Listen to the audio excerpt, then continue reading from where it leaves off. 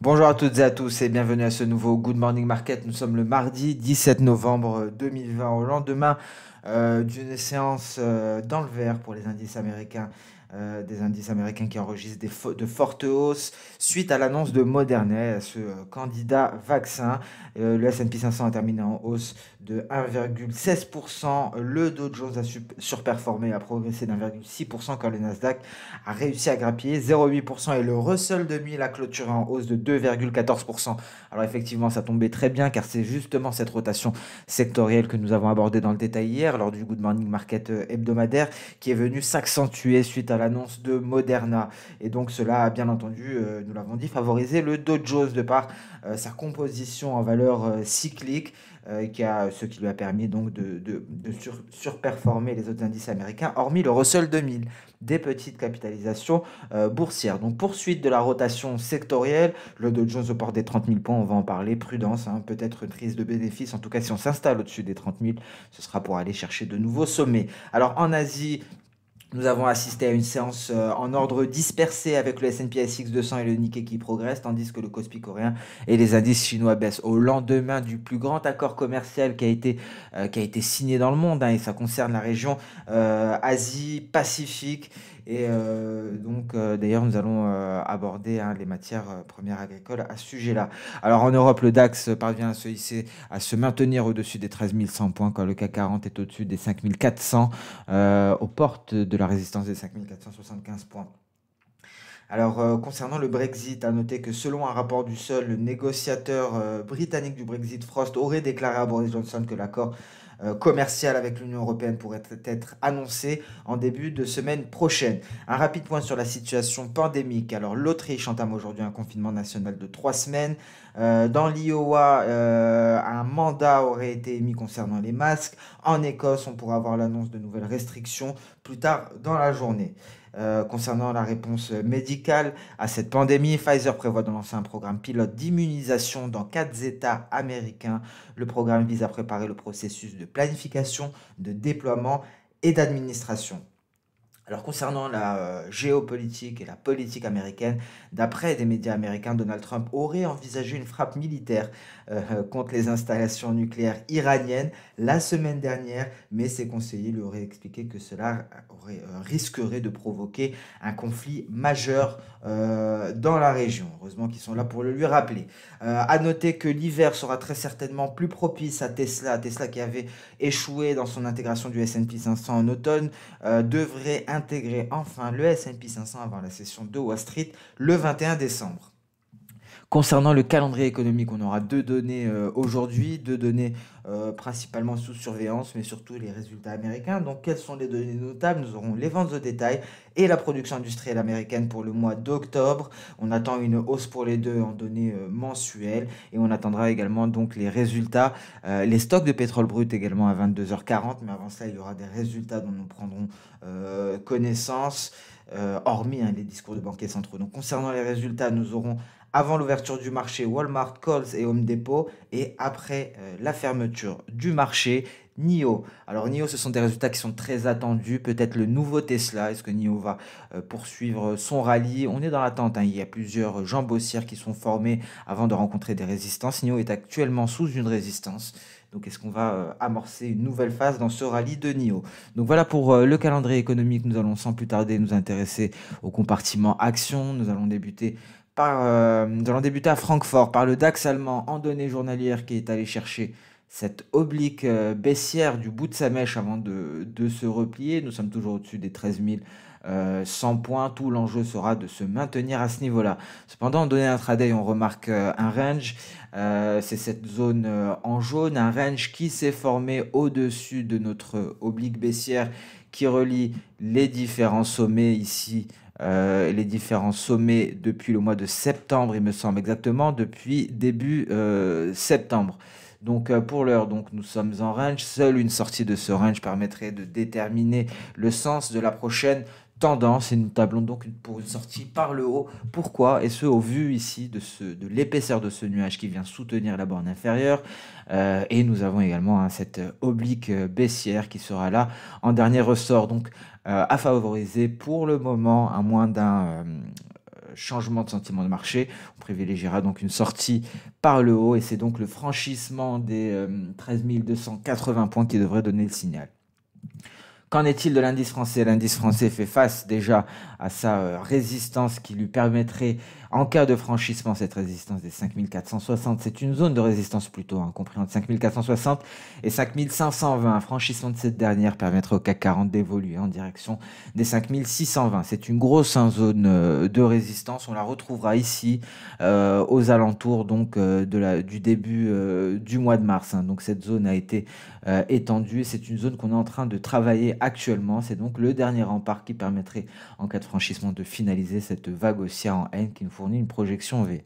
Donc voilà pour la résistance à aller franchir pour le CAC 40. On passe à présent aux États-Unis. On va débuter par le Nasdaq. Le Nasdaq qui est toujours dans l'enceinte de son triangle symétrique. Ici, à court terme, mieux vaudrait privilégier les perspectives, les stratégies de vente pour aller chercher son prochain support à court terme qui est représenté par son palier de Kijun à 11 673 points.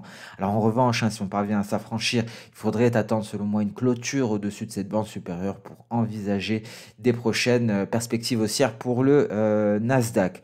Alors pour l'heure, les ventes à court terme sont à privilégier. Qu'en est-il en données intraday? Alors cependant, il faudra faire attention car en intraday, on remarque également un nuage qui soutient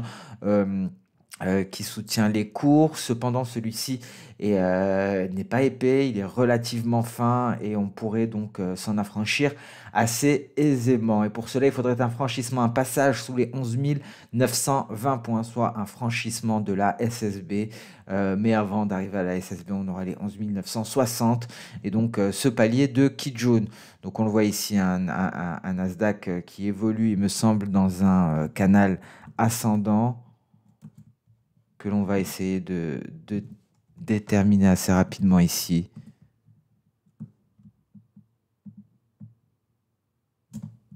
Donc voilà le canal ascendant pour le Nasdaq. Et donc effectivement, en cas de franchissement ici, c'est ce que l'on abordait en cas de franchissement de la SSB, cela devrait venir de pair avec une sortie par le bas de ce canal.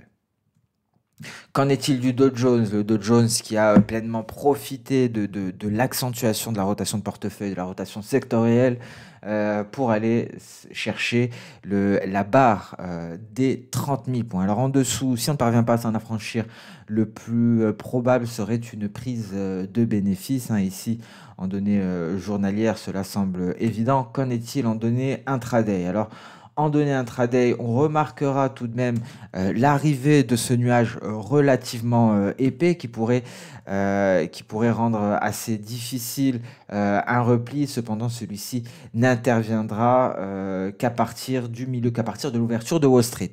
Donc prudence pour le moment car on pourrait tout de même se replier avant l'ouverture de Wall Street et on retrouverait dans ce cas-là les 29 400 points.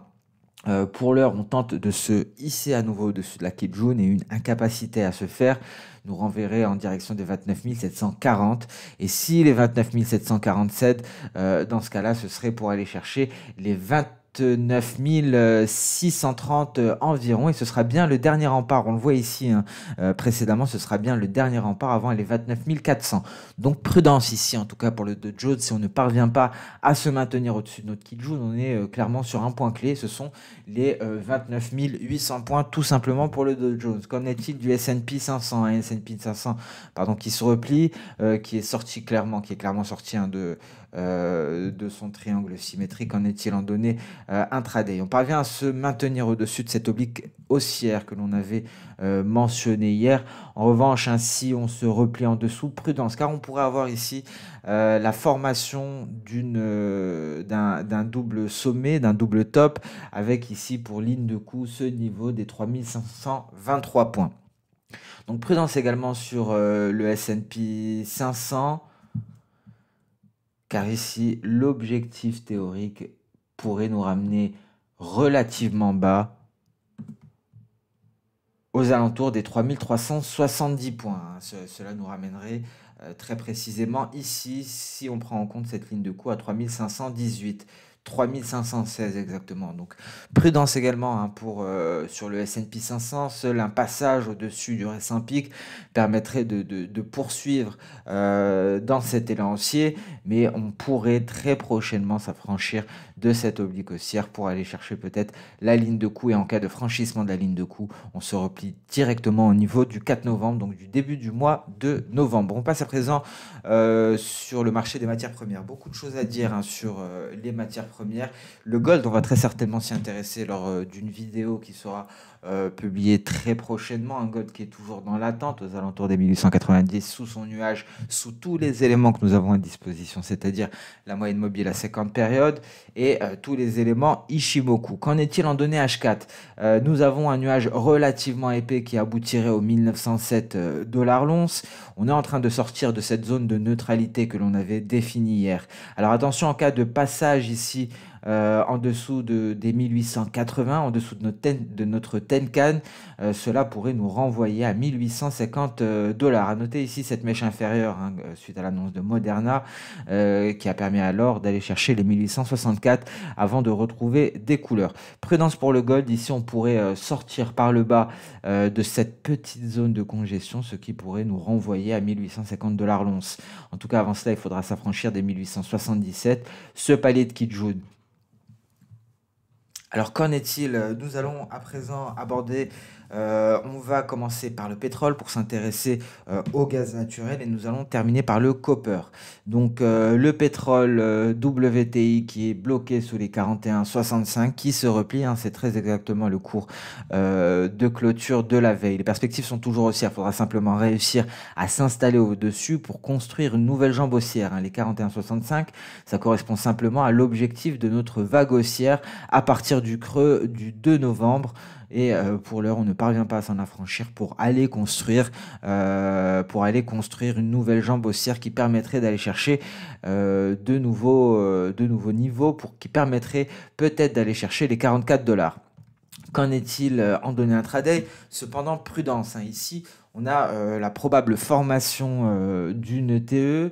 Nous avions la formation d'une TE également hier, une TE qui a été invalidée suite au franchissement de cette oblique baissière qui reliait le sommet de la tête avec donc ce sommet-là. Pour l'heure, on pourra avoir la formation d'une seconde épaule ici et une ligne de coup à ce niveau-là. Et en cas donc de réalisation de cette figure, cela pourrait nous envoyer 2,80 dollars plus bas à partir du point de breakout, ce qui nous renverrait grosso modo aux alentours des 39,50. Donc prudence sur le pétrole, il faudra réussir à s'installer au-dessus de la projection V que nous avons énoncée ici, les 41,65, pour envisager une poursuite de la hausse en direction des 43 dollars, voire aller chercher les 44 dollars. Donc voilà pour le pétrole. On va s'intéresser à présent au gaz naturel, un gaz naturel qui a perdu près de 5% hier. On va faire le point sur la situation. Donc le repli du gaz naturel hier l'a placé en dessous de E2. Pour l'heure, le but des cours du Natgaz est de se rehisser au-dessus à 2,727. Alors pourquoi ce repli conséquent sur le gaz naturel? Encore une fois, à noter que cette fois-ci, le repli n'est pas allé chercher le nuage comme précédemment à la mi-septembre. Alors plusieurs facteurs, plusieurs explications à ce repli. Tout d'abord, la météo, on va en parler très rapidement, on va le voir, hein, les prévisions météorologiques qui font état d'écarts considérables par rapport aux moyennes historiques. En plus de cela, nous avons un rollover dès demain, le 18 novembre. Et donc tous ces facteurs viennent peser sur les cours du gaz naturel. Il faut savoir que le mois de novembre représente moins de 20% de la saison de chauffage. On peut encore assister à un rallye haussier. Ce n'est pas trop tard, hein. Le mois de novembre n'est pas capital pour cette saison. Une saison donc qui bénéficie largement au cours du gaz naturel. Il faut savoir également que l'offre au quatrième trimestre est inférieure à 9 milliards de pieds de cube par jour. Et donc, tous ces éléments-là sont à prendre en considération pour le gaz naturel. Et je vous le disais, concernant les prévisions météorologiques, nous allons le voir très rapidement ici.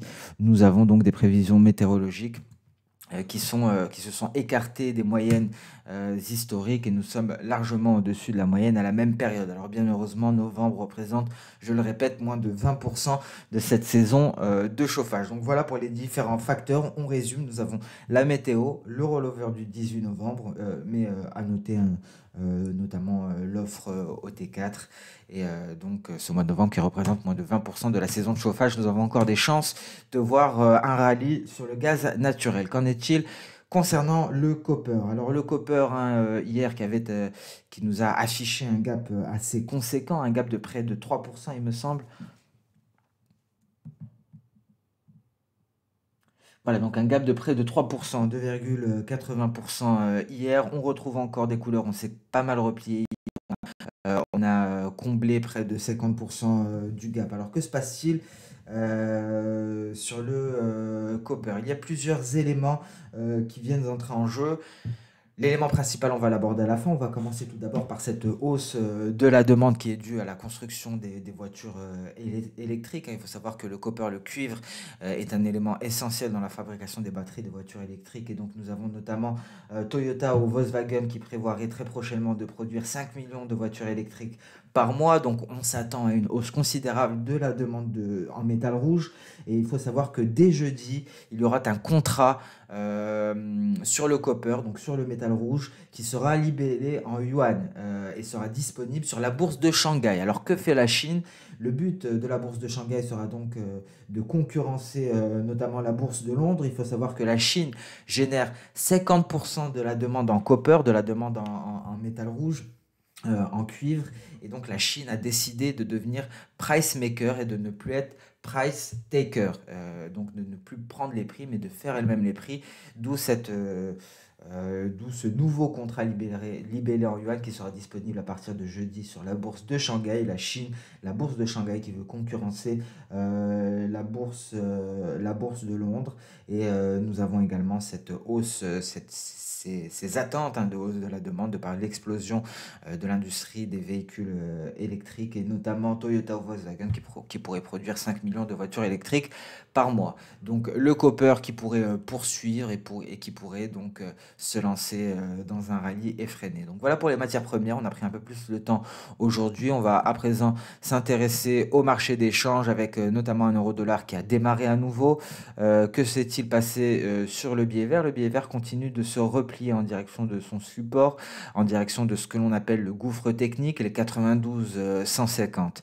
Alors l'euro-dollar a décollé mais n'a pas réussi pour le moment à s'affranchir ici de ce niveau de résistance, les 1,1870, dernier rempart avant les 1,19 voire 1,1920. Donc poursuite de la hausse ici pour l'euro-dollar qui a précédemment réintégré son canal haussier et qui devrait aller chercher ses précédents sommets.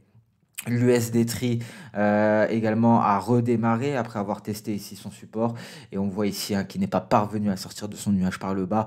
On peut donc s'attendre à une reprise de la hausse en cas de franchissement de la prochaine résistance, en cas de franchissement des 775 qui nous permettrait une sortie de nuage par le haut et donc une reprise du rallye haussier.